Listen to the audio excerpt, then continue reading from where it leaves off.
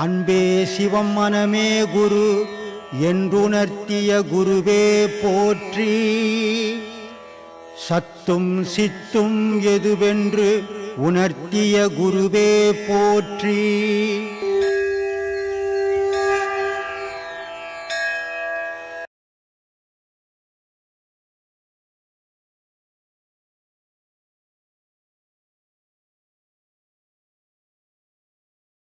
சித்தர் நினைச்சா ஒருத்தங்க தலையெழுத்தை மாற்ற முடியுமா? ஏமா சித்தர்கள் நினைத்தால் கடவுளாலேயே மாற்ற முடியாது, தலையெழுத்தை மாற்ற முடியாது. சரி சாமி. இப்போ பிறக்கும் போதே ஒருவன் உனக்கு எழுதி வச்சுக்கின, நீயே எழுதி வச்சுக்கின இன்ஜினியர் டாக்டர் அப்படிங்கிறது அப்போவே பிறக்கிறதுக்கு முன்னாடி. ஆமாம் ஆமாம். அப்போ ஒருத்தன் திருடுறான் கொள்ளையடிக்கிறானா அவனுக்கு அதுக்காகவே பிறந்தவன்.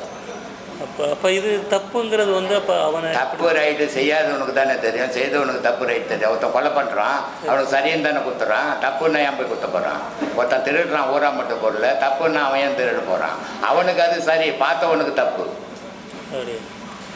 அப்போ தலையெழுத்து என்னவோ அதுபடி தான் நடந்துட்டு இருக்கோம். ஒரு சித்தர்னாலையும் மாற்ற முடியாது. நபிகள் நாயகர் சொல்கிறாரு, ஒரு மனிதன் பிறக்கும் போது அது கொஞ்சம் வேறுபட்ட விஷயம். அது ஏன்னா செத்தவன் திருப்பி பிறக்க போதெல்லாம் கடவுளே தேவை கிடையாது.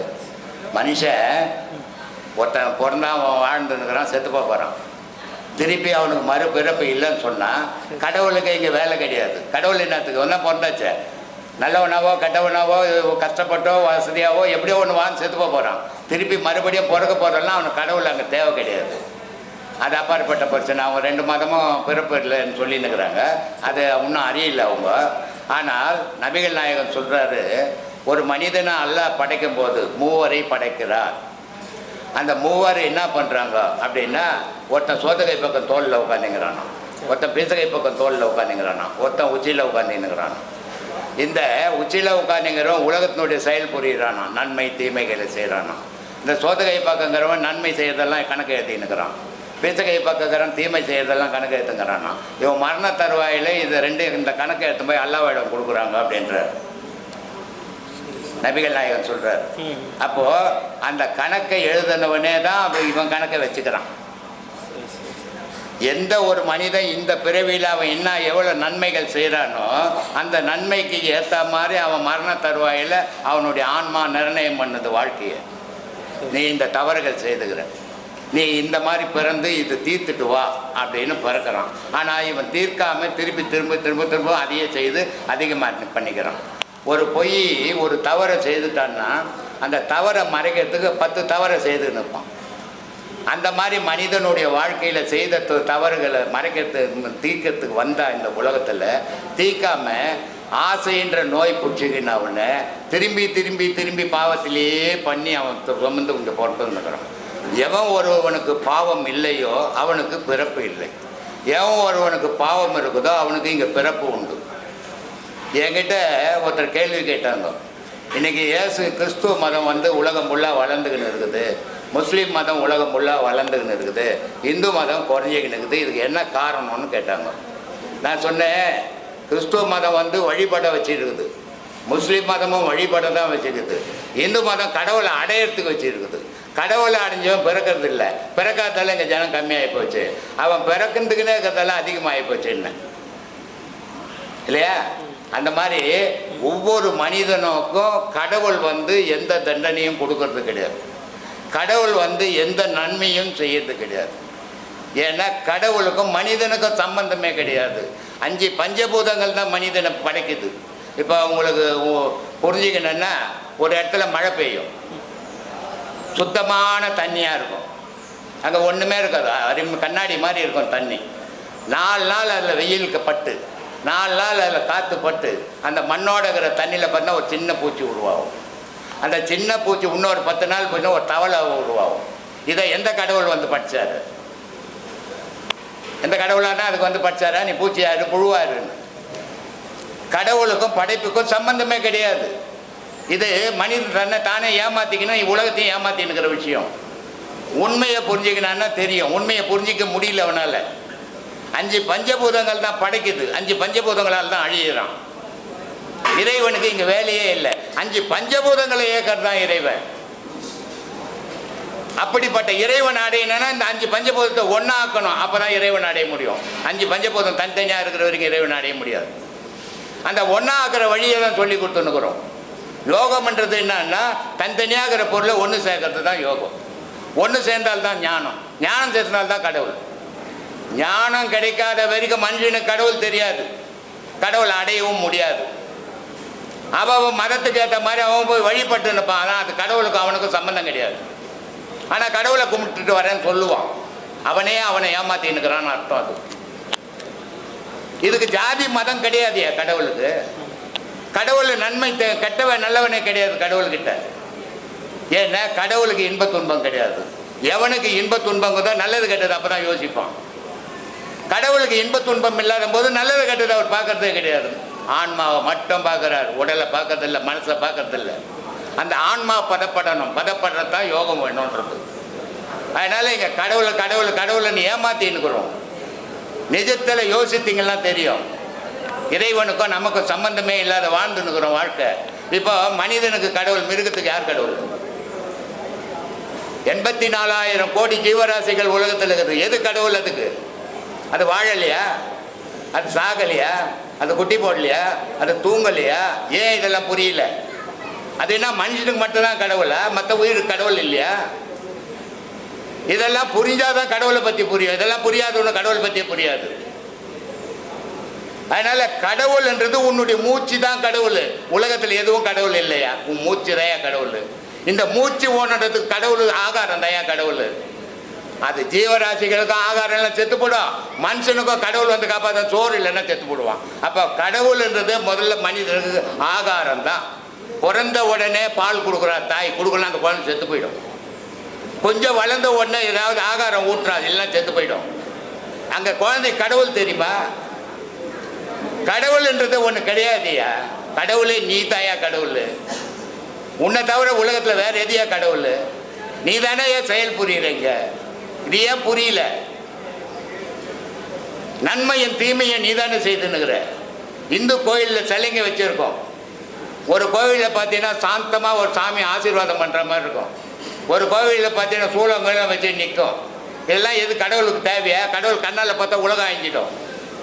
அங்கே வச்சுக்கிறதெல்லாம் கடவுள் சிலையில் உன் சிலையை தான் வச்சுக்குது. மனித வாழ்வு மனிதன் இப்படிலாம் இருக்கிறான்றான்னு சித்தரித்து வச்சுக்கிறான்.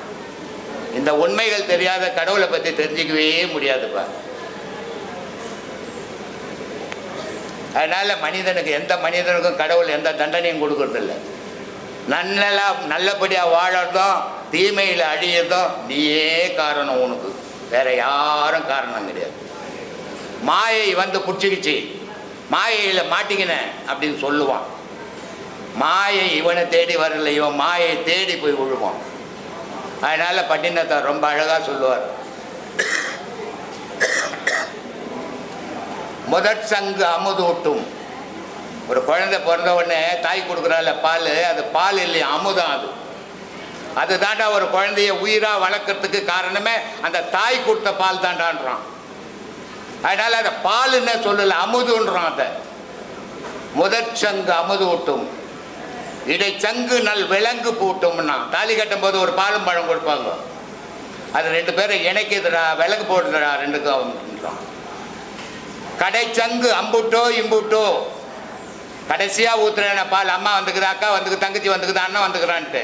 அது தப்புனா தப்பும், போனாலும் போகண்டான்ட்டான். அந்த மாதிரி கடவுளுக்கே இங்கே வேலை இல்லையா? மனிதன் தான் யா கடவுள். மனிதனை விட ஒரு கடவுள் இல்லையா? ஆனால் மனிதன் சிறந்தவனாக இருக்கணும், மனிதன் எல்லாருக்கும் உதவுறவனாக இருக்கணும். அவன் தான் யா கடவுள். வேற ஒரு கடவுளே கிடையாது உலகத்தில். ஐயோ, இப்போ இந்த முதல் பாடம் பண்ணுறதுலேருந்து கோயிலுக்கு போகிற ஆர்வம் குறைஞ்சிடும். அது குறைஞ்சிடும், அது குறையதான் செய்யும். ஏன்னா உண்மை தெரியாத வரைக்கும் ஊரெல்லாம் சுற்றிங்க. அந்த உண்மை தெரியும் போது உனக்குள்ளே உட்காந்துங்கிறது. இப்போ நான் தான் கடவுள்னு உனக்கே தெரியுது. இப்போ நான் சொல்ல வேண்டியதே இல்லை. அதனால் ஒவ்வொருத்தரும் தனக்குள்ளே தன்னை ஆராயும் போது நான் தானே கடவுள் என்ற நினைப்பு வந்துடும். நான் எனக்கு கடவுள், நீ உனக்கு கடவுள். நான் உனக்கு கடவுள் இல்லை, நீ எனக்கு கடவுள் இல்லை. இந்த மனோபாவத்தை மனசில் வழங்கும். கடவுள்னு தனியாக உலகத்தில் ஒன்றுமே கிடையாது. சும்மா ஏமாத்தின்னுக்கிற விஷயம் அதெல்லாம். அது எதுக்காக வைக்கப்பட்டது? கடவுள்னு ஏன் வகுத்து வச்சான் ஆதியில் அப்படின்னா, மனுஷன் காட்டு மிராண்டி மாதிரி ஆயிடுவான். அதனால் நம்மளை விட ஒரு உயர்ந்த பொருள் இருக்குது, அதுதான் நம்மளை காப்பாற்றுது, அதுக்கு தான் நம்ம அதால் தான் நம்ம பிறந்தோம், அதால் தான் நம்ம அழியிறோம் அப்படின்னு வச்சாதான் மனுஷன் ஒரு பயத்துக்குள்ளே வாழ்வான், ஒரு கட்டுப்பாட்டுக்குள்ளே வாழ்வான்றதுக்காக வகுத்து வச்சான். ஆனால் இன்னைக்கு நான் சொல்கிறேன், இறைவன்ற உடனே மனிதன் தான், மனிதனை விட இறைவன் ஒன்றும் இல்லையா. ஐயா இதுக்கு முன்னாடி கோயிலுக்கு போயிட்டு இருந்ததுப்ப கோயில் உள்ள நுழையிறப்ப துவாரபாலகர்னு 2 பேர் இருக்காங்க. அவங்கள அனுமதி கேட்டு உள்ள போக சொல்றாங்க. சொன்னாங்களா எங்கேயாவது? அதுக்கப்புறம் முடிச்சுட்டு சொன்னாங்களா போவானான்னுட்டு? இல்லை சொல்ல. அப்புறம் சொல்லலையே. அப்புறம் நான் துவாரபாலகர் அவன் எவனோ ஒரு சிற்பி பொழப்புக்கு சிலை செய்து வச்சுக்கிறான், அது பேசுமா? அதுக்கப்புறம் கோயிலை விட்டு வெளியில் வரும்போது சண்டிகேஸ்வரர்கிட்ட போயிட்டு வர. ஆமாம், காதில் போய் சொல்லிட்டு வரணும். ஏன்னா அவர் காது அவ்வளோ பெருசு, உலக அளவுக்கு இருக்குது. நீ உலகத்தில் சொல்கிறவங்களாம் கேட்டுன்னுக்கிறாரு. இதெல்லாம் ஏமாத்தின்னுக்கிற விஷயம்பா. அப்போதான் அந்த பிரார்த்தனை.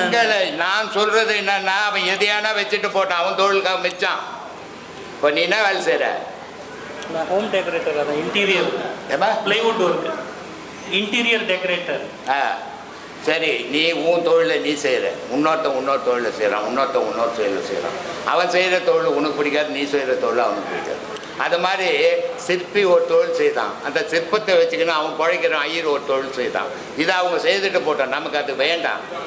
நமக்கு நம்மளை தேடி பார்ப்போமே, நம்ம யாருன்னு தெரிஞ்சுக்கலாமே. நம்ம யாருன்னு தெரிஞ்சுக்கினா இறைவன் யாருன்னு தெரிஞ்சிடுமே.